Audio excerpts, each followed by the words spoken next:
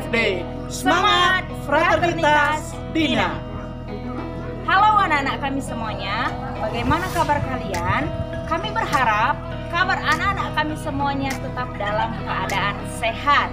Hari ini kita belajar Bahasa Indonesia Jilid 1 bersama kami, Bapak Leo Sidabutar dengan Ibu Jenny Sartika yang akan memandu video pembelajaran ini sampai akhir. Selamat menyaksikan.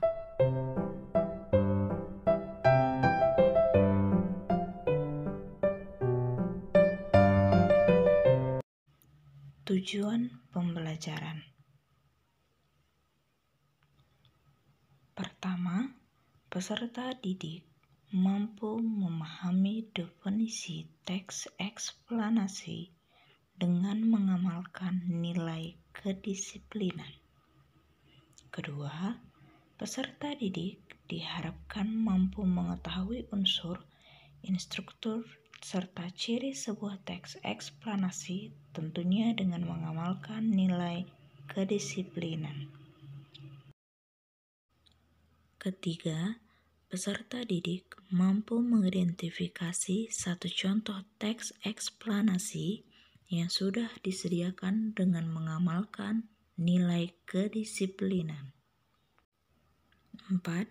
Peserta didik diharapkan mampu membuat sebuah teks eksplanasi dan tetap mengamalkan nilai kedisiplinan.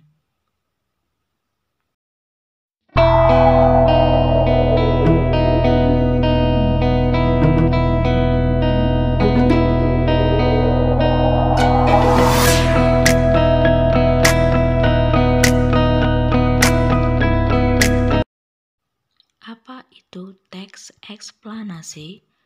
Teks eksplanasi adalah teks yang berisi penjelasan-penjelasan tentang proses mengapa dan bagaimana suatu fenomena alam terjadi, memuat informasi berdasarkan fakta dan informasi bersifat keilmuan. Struktur teks eksplanasi terbagi menjadi 3. Yang pertama, identifikasi fenomena, menyangkut mengenai latar belakang kejadian. Yang kedua, proses kejadian, terbagi menjadi 2. Yang pertama, kronologis, dan yang kedua, penyebab. Dan struktur yang ketiga ialah ulasan, menyangkut mengenai mengomentari konsekuensi. Ciri-ciri teks eksplanasi. Yang pertama, berisi fakta.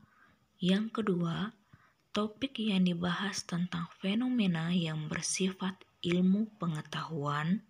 Yang ketiga, informatif. Yang keempat, terdiri dari pernyataan umum, urutan sebab akibat, dan interpretasi. Langkah-langkah menulis teks eksplanasi. Yang pertama, mendata peristiwa. Yang kedua, mengamati suatu peristiwa. Yang ketiga, mencatat urutan peristiwa. Yang keempat, membuat kerangka teks eksplanasi. Kemudian yang terakhir, menulis teks eksplanasi. Kaidah kebahasaan dalam teks eksplanasi.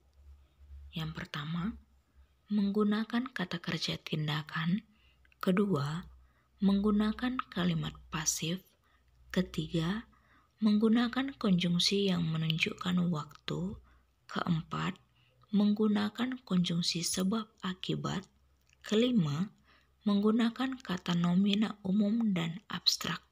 Keenam, menggunakan terminologi, teknis atau istilah ilmiah. Keenam, menggunakan majas. Sekarang kita membahas mengenai bagaimana cara meringkas isi teks eksplanasi. Dalam meringkas isi teks eksplanasi, yang perlu kita perhatikan ialah yang pertama, membaca teks secara intensif.